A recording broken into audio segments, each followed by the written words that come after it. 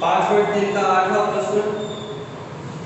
एक समांतर श्रेणी का प्रथम पद 8 है, प्रथम पद 8 है, उसके nवां पद, nवें पद का मान, एक समांतर श्रेणी में n ही है पद, टोटल पदों की संख्या n, उसमें nवें पद का जितना ज्यादा हो सकता है तो ज्यादा भी हो सकता है, लेकिन nवें पद और nवें पद की जहां तक कहा गया उस वक्त की जोड़ दी हुई है।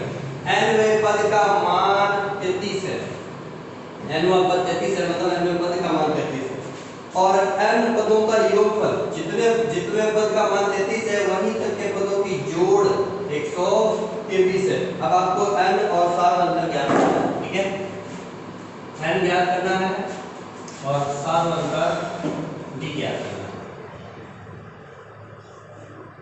अब देखिए जो दिया हुआ है आपको fn,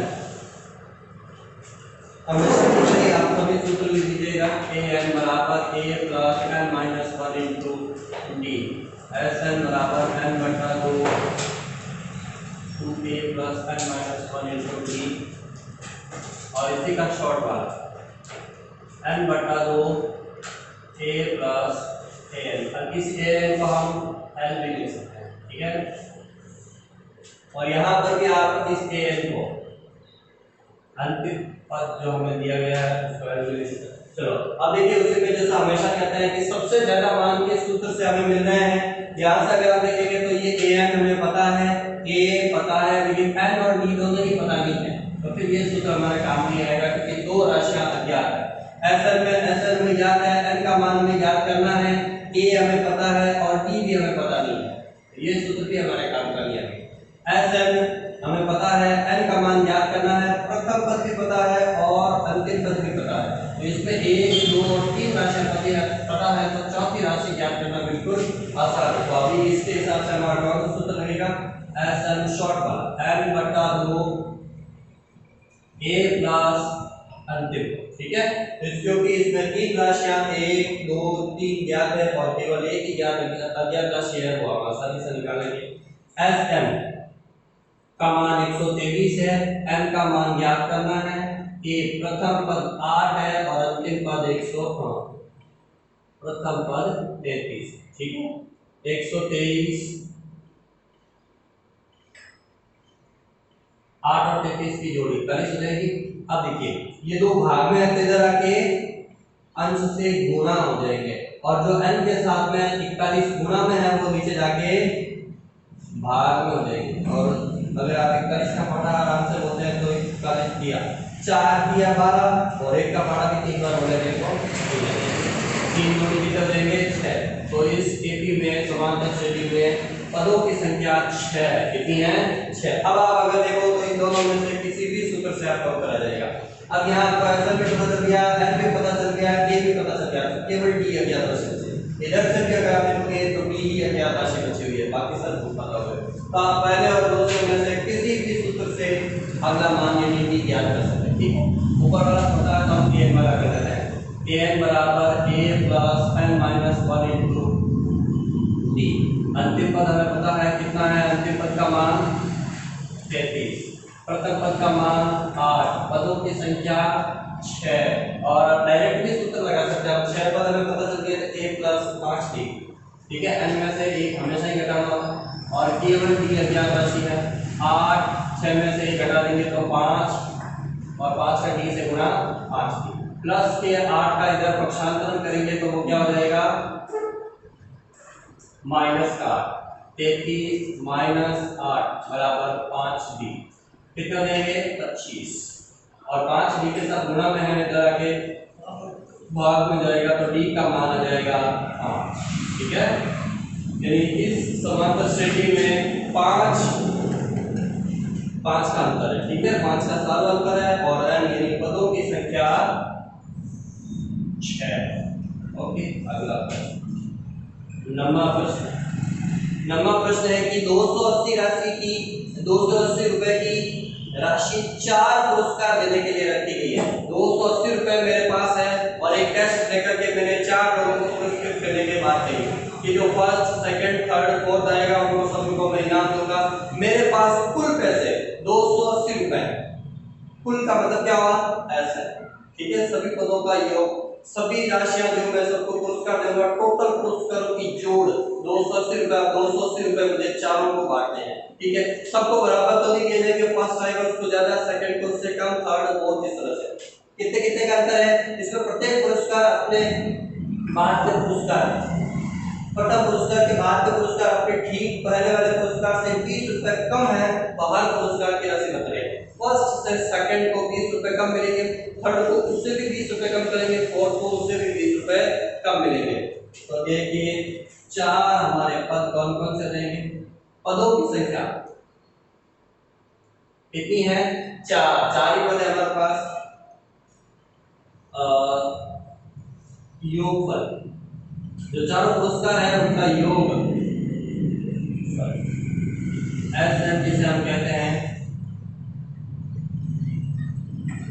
कितना है 280। पदों की संख्या हम क्या कहते हैं, पद क्या कहते हैं, एन, एन का मान कितना है, चार पद है, चार राशियां हैं,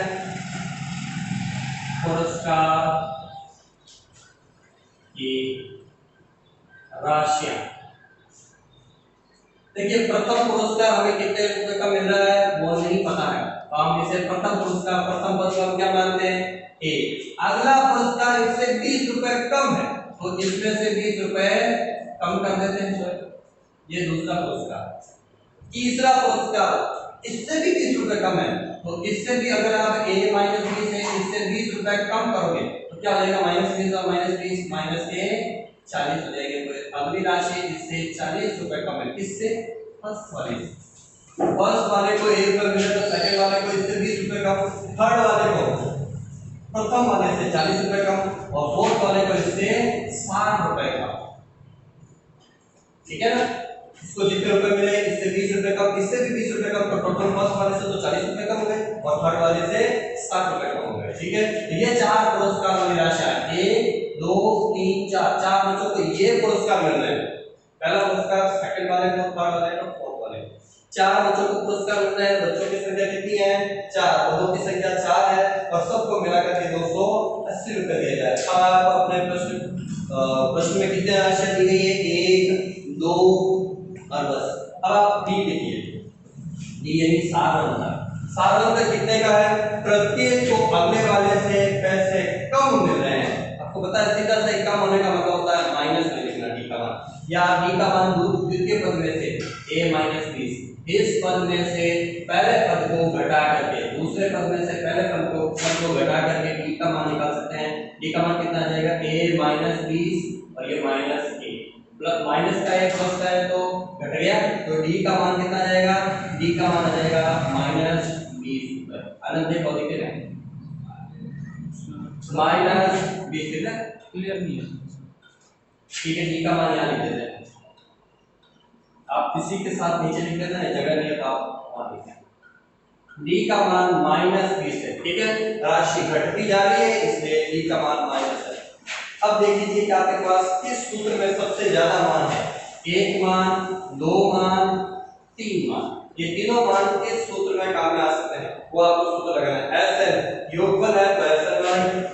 अब इसमें हमारे पास अंतिम पद नहीं है तो सीधी सी बात है ये वाला सूत्र नहीं लगेगा, तो यही सूत्र लगेगा। ठीक है ना, आप खुद जांच कर सकते हैं। देखिए एसएन है, एसएन का यहाँ कोई उपयोग है, अंतिम पद हमें पता नहीं है, प्रथम पद पता नहीं है, तो दो राशियां ज्ञात है, नहीं होगा।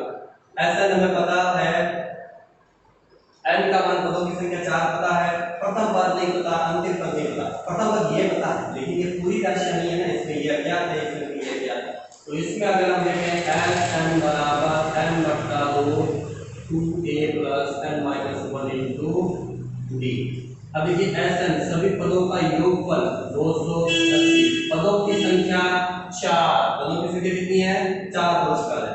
2a, a का a ही लिखना है क्योंकि a प्रथम पद नहीं है, प्लस n, पदों की संख्या कितनी है 4 माइनस a, और d का मान कितना है -20। अगर आपने ऐसे रख दिया तो फिर इस कोष्ठक से ये उठाया हुआ मान दिया जाएगा, इसलिए आपको क्या करना है, इसके ऊपर कोष्ठक लगाना है क्योंकि d इससे गुना है। 280 4 में 2 का भाग दोगे 2 बार जाएगा, 2a प्लस n माइनस 1 कितना हो जाएगा 3, 4 में से घटा दिया। अब इसका गुणा कीजिए कितना होता है। अब आपको पता है कि पूरे कोष्ठक के साथ में ये दो पूरे कोष्टक से गुणा है, तो इसलिए इधर जाके भाग में हो सकता है। अगर आप भाग नहीं करते हो तो भी कोई बात नहीं, उत्तर आ जाएगा 2a प्लस, अब देखिए 3 का 20 से गुणा करना है, कोष्टक का मतलब गुणा है, तो 20 किया 60 प्लस और माइनस का गुणा क्या हो जाएगा माइनस। ठीक है, दो गुणा में एक जरा के भाग दिया जा सकता है, और नहीं तो इसे गुणा करो तो उत्तर आ जाएगा आपका। जिसको भाग देना नहीं आता है या कंफ्यूजन होता है, आप इसे गुणा कर दो, 2 दूनी 4a और 2 और 60 का गुणा 60 गुणा 120 प्लस माइनस का गुणा माइनस 280। अब पक्षांतरण करेंगे तो पहले प्लस माइनस का पक्षांतरण होगा, तो माइनस का 120 इधर आएगा तो क्या हो जाएगा प्लस का 120। माइनस 120 के अंदर पक्षांतर करेंगे तो 280 माइनस 120, माइनस का 120 इधर आकर के क्या बन जाएगा प्लस का 120 बराबर होता क्या बच जाएंगे 4n। 180 और 120 की जोड़ हो जाएगी 400। 4 का साथ गुणा में नीचे जाएगा तो भाग में जाएगा और 100 भाग चला जाएगा। 400 में 4 का भाग कितनी बार जाएगा 100 बार।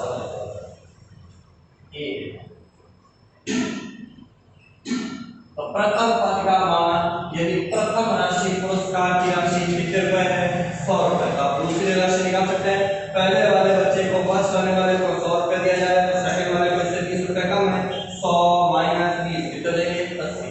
फिर यहाँ पे एक ही जगह एक ही मान रखना, पिछला मान नहीं रखना, एक ही जगह एक ही मान 100 माइनस 40 कितना हो जाएंगे 60, या फिर 100 माइनस 60 कितना हो जाएंगे 40। 100 रुपए 80 रुपए 60 रुपए 40 चारों पुरस्कार की राशि आएगी। बाकी तीनों स्वयं निकालना है, तीनों पुरस्कार की राशि स्वयं को निकालनी है, आपको खुद निकालनी है। ठीक है, ये आपका आगे का होमवर्क है।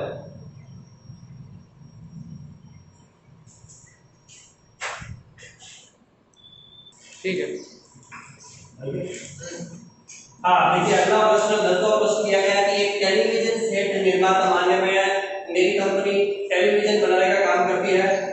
तीसरे वर्ष, प्रथम वर्ष कितने बनाए नहीं पता है, दूसरे वर्ष कितने बनाए पता नहीं है, तीसरे वर्ष हमने कुल मिलाकर 600 टीवी बनाई। कितने बनाई 600 टीवी। और आगे लिखा है कि 7वें वर्ष, तीसरे वर्ष कितने बनाई 600, बढ़ते गए इसका मतलब 4 साल में हमने 100 टीवी ज्यादा बनाई। उसके बाद चौथे वर्ष कुछ कितनी बनाई, 5वें वर्ष कुछ बनाई, छठे वर्ष कुछ बनाई, 7वें वर्ष हमने कितनी बनाई है 700 टीवी बनाई। यानी हर साल अगर आप देखेंगे तो टेलीविजन सेट का मान बढ़ता जा रहा है। आपको पता है समांतर श्रेणी में बराबरी मान बढ़ते हैं। अब आप खुद दिमाग लगा करके आराम से खुद ही सोचकर उत्तर निकाल सकते हैं कि देखिए तीसरे साल और 7वें साल में 4 साल का अंतर है। 4 सालों में हमने 100 टेलीविजन सेट में वृद्धि की। इसका मतलब ये नहीं है कि हमने 100 टेलीविजन ही बनाए, इस साल 600 बना लेते हैं, लेकिन अगले साल 650, 650, 750 और 7वें साल में 700। 4 सालों में 100 रुपए बढ़े, 4 सालों में 100, तो 2 सालों में कितने हो जाएंगे 50, और 1 साल में कितने हो जाएंगे 25। हर साल 25 25 25 25 बढ़ता जा रहा है। डी का मान भी हम निकाल सकते हैं कि डी का मान सीधा ही है 25, और डी का मान निकालने के बाद यहाँ सूत्र निकाल सकते हैं। प्रश्न आपको ये दिया गया। उसके बाद इसके 3 प्रश्न दिए गए हैं। ठीक है, तो तीसरे पद का सूत्र क्या हो जाएगा a + 2d। तीसरे पद का सूत्र क्या होता है, a सूत्र अगर आप लगाएंगे a + n - 1 * d, तो n की जगह तीसरा पद है, तीसरा पद तो n की जगह 3 है, 3 - 1 कितना देंगे 2। और समांतर श्रेणी जब हम शुरू में पढ़ना सीखे थे तो हमने समांतर श्रेणी के पद कैसे बनाए थे, प्रथम पद, दूसरा पद, तीसरा पद, चौथा पद, पांचवा पद, ऐसा। ठीक है ना। तो आपको जब भी कहा जाता है, जितने भी पद का मान निकालने के लिए कहा जाता है कि उससे एक कम कर देना है, क्योंकि सूत्र खुद ही कहता है जितना भी पद है उसे एक कम कर दीजिए। एक कम इसलिए करना है क्योंकि जो पहला पद होता है उसको हम पहले से अलग कर देते हैं। एक को हम पहले से निकाल देते हैं, पहले पद का मान हम अलग से निकालते हैं, बाकी सब का हिसाब अलग से करते हैं। ठीक है ना। तो इसलिए प्रथम पद एक पद निकाल दिया जाता है। तो आपको अगर कहा जाता है 35वें पद का, तो सूत्र डायरेक्ट क्या हो जाएगा a + 34d। ठीक है ना। तो आपको तीसरे पद का सूत्र निकालना a + 2d बराबर 600 है। ये आपका 1 नंबर समीकरण। अब जब भी आपको कहा जाता है इक्वे पद और इक्वे पद का मान लिखना है तो आपको समीकरण बनाना है, और उसके बाद आपको कहा गया 7वें पद का मान है तो a + 6d बराबर कितना आ जाएगा 700। ये हो गया आपका समीकरण नंबर 2। जब भी समीकरण बनते हैं उधर विलोपन वज्रग्रहण या प्रतिस्थापन विधि से सरल करना है तो प्रतिस्थापन और विलोपन जो दोनों छोटो विधियां हैं इनमें से किसी से भी आप यूज करोगे तो जल्दी होता रहेगा। विलोपन विधि हम ज्यादातर यूज कर रहे हैं।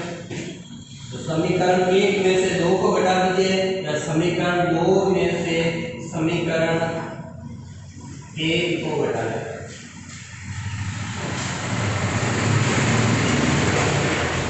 या आपको पिछली बार जो विधि थी प्रतिस्थापन विलोपन विधि आपको पता है 1 में से 2 को घटाओगे तो भी वही चलेगा, लेकिन उसमें थोड़ा माइनस वाली संख्या आती है तो उनको एडजस्ट करना पड़ता है, वापस माइनस माइनस कैंसिल होकर के प्लस बनाएंगे। और यही तो यहाँ से क्या आपको पता है a में से a घटेगा, 6 में से 2 ही घटाना आसान रहेगा, 700 में से 600 आसानी से घटेंगे। हम समीकरण 2 में से 1 को घटाएं ताकि आसानी से होता है और माइनस की संख्या नहीं हो फिर उसे प्लस नहीं बनाना पड़े। अब ये हो गया आपका समीकरण 2। समीकरण 2 में से समीकरण 1 को घटाना है तो घटाने के लिए चिन्ह या तो जोड़ना होता है या फिर घटाना होता है। जोड़ना कब है जब दोनों अलग अलग चिन्ह, अब देखो यहाँ से b जो राशि अलग है उससे कोई मतलब नहीं, जो राशि सेम है a और a सेम है तो इसका भी लिखना है। अगर दोनों के चिन्ह समान होते हैं तो घटाना है और दोनों के चिन्ह अलग अलग होते हैं, एक का प्लस एक का माइनस होता है तो दोनों को जोड़ना है।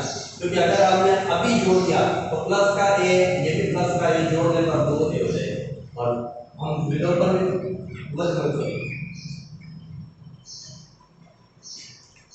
विधि कर ही इसीलिए रहे हैं क्योंकि a जो दोनों में समान राशि है उसको हटाया जा सके। तो a में से a घटा देंगे तो प्लस का a और माइनस का a कैंसिल हो जाएगा। माइनस का a मतलब कैंसिल, जब हम घटाएंगे तो चिन्ह चेंज होंगे, ये प्लस का चिन्ह माइनस हो जाएगा, प्लस का चिन्ह माइनस हो जाएगा, ये प्लस का चिन्ह माइनस हो जाएगा, प्लस का a माइनस का a, ठीक है घटा दिया गया। काटा नहीं a में से a घटा दीजिए क्या बचेगा 0।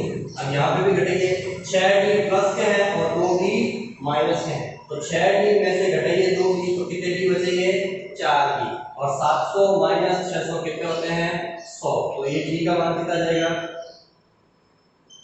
4 नम है नीचे भाग देंगे तो d का मान आ जाएगा आपके 25। कितना जाएगा 25। तो सारा अंतर 25 है। अब आप इस d का मान इस समीकरण में रखो या उस समीकरण में रखो तो आपका मान a का मिल जाएगा। d का मान समीकरण 1 में प्रतिस्थापित कर लेता हूं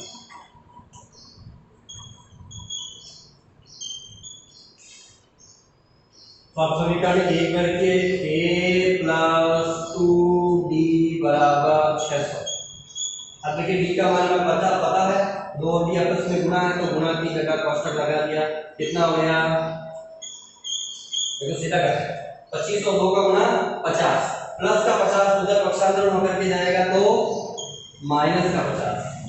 हम कहेंगे कि प्रथम वर्ष पहले साल में हमने 550 टेलीविजन सेट का उत्पादन किया, ठीक है ना, पहले साल में हमने 550 टेलीविजन सेट में। अब इसमें प्रश्न है आगे और पहला दूसरा तीसरा की बताइए प्रथम वर्ष का उत्पादन तो पहला प्रश्न तो पूरा हो गया है पे प्रथम वर्ष का उत्पादन तो यहीं से आ गया, यहीं से ये पहला प्रश्न है। दूसरा इसके आगे बढ़ा 10वें वर्ष का उत्पादन A10 10वें वर्ष का उत्पादन निकालिए। A हमें पता है B हमें पता है, एक राशि और पता करनी है तो हमने यहाँ कह दिया 10वें वर्ष का उत्पादन जैसे 10 वेग किसके लगता है n के आगे 10 में n का मान 10 लेकर के आपको उत्तर निकालना है। डायरेक्ट सूत्र लिखेंगे a प्लस 9d, ठीक है। a का मान ये रहा, 9 को इससे गुणा करेंगे 225 हो जाएगी और इसमें जोड़ देंगे तो 775 आ जाएगी, ठीक है ना।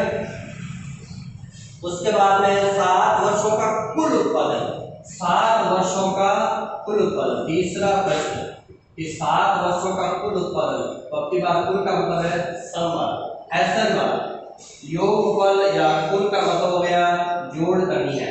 एसन 7 पदों का योगफल कितना है ये आपको बताना है। अब आपकी बार हम n की जगह यूज कितना करेंगे, n का मान 7 करेंगे, ठीक है ना।